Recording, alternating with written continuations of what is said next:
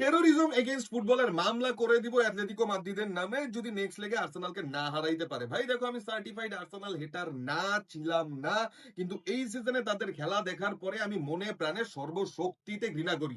আমাকে তোমরা যাই বলো, কিছু যায় আসে না। ভাই দেখো, আগের দিন রাতের বেলা আমরা পিএসজি ভার্সেস বায়ার্নের দ্য মোস্ট হালাল বল দেখার পরে এই প্রিপারেশন নিয়েই বসছিলাম যে আমরা এই গেমে হারাম বলের পিকটা দেখবো, যেখানে এক সাইডে আছে এই সিজনের সবচেয়ে হারাম টিম, আর তার পাশাপাশি অ্যাটলেটিকো মাদ্রিদ, যারা কিনা সারা জীবনে হারাম ফুটবল খেলছে।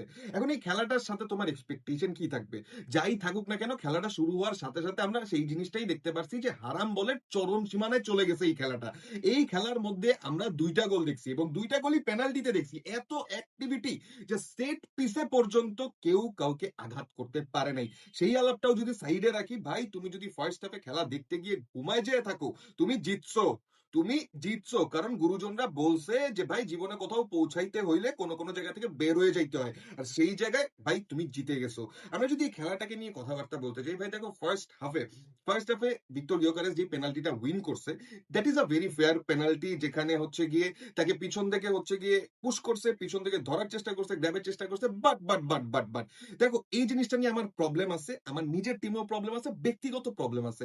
যে ভাই তোমাকে যদি এরকম ভাবে ছুইমুই করে, তারপরও কিভাবে ডাইভ দিয়ে পেনাল্টিটা উইন করা লাগে? মানে এটা তো একটু মেল ইগোতেও লাগার কথা না, যে ভাই আমি এই পেনাল্টিটা নিব না, এম ম্যান, আমি থাকবো মাঠের মাঝখানে। ও তো এটা ফিনিশ করতে পারতো, কিন্তু করে নাই, পেনাল্টি উইন করছে, আর্সেনাল স্কোর করছে।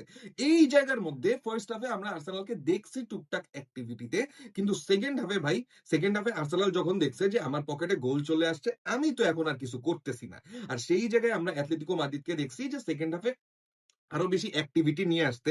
সেকেন্ড হাফে কিছু চেঞ্জেস করানোর পরে ওদের অ্যাক্টিভিটিটা আর একটু বাড়ছে।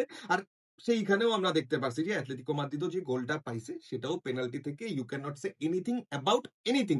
কিন্তু এই জায়গায় আরো একটা পেনাল্টি নিয়ে শাউট ছিল, এজের পায়ে পাড়া দেওয়া হয়েছে, এজে পড়ে গেছে সেই জায়গায়, কিন্তু বক্সের ভিতরে সেটা রেফারি ফাউল দেয় নাই, রেফারি সেই জিনিসটা পেনাল্টি দেয় নাই। আমার কাছে মনে হয় যে আর্সেনাল হেটার হওয়ার পরও that was a deserving penalty. But ভাই, এই খেলা খেলে যদি কেউ চ্যাম্পিয়ন্স লিগের ফাইনালে যায়, এই দুইটা টিম, একটা কাজ করি আমরা, আমরা ভোট করে এই দুইটা টিমকে এলিমিনেট করে দেই। আমরা সেকেন্ড লেগেও হচ্ছে গিয়ে পিএসজি বায়ার্ন দেখি, ফাইনালেও পিএসজি বায়ার্ন দেখি। তোমরা কি বলো সেটা আমাকে তাড়াতাড়ি কমেন্ট সেকশনে জানাও।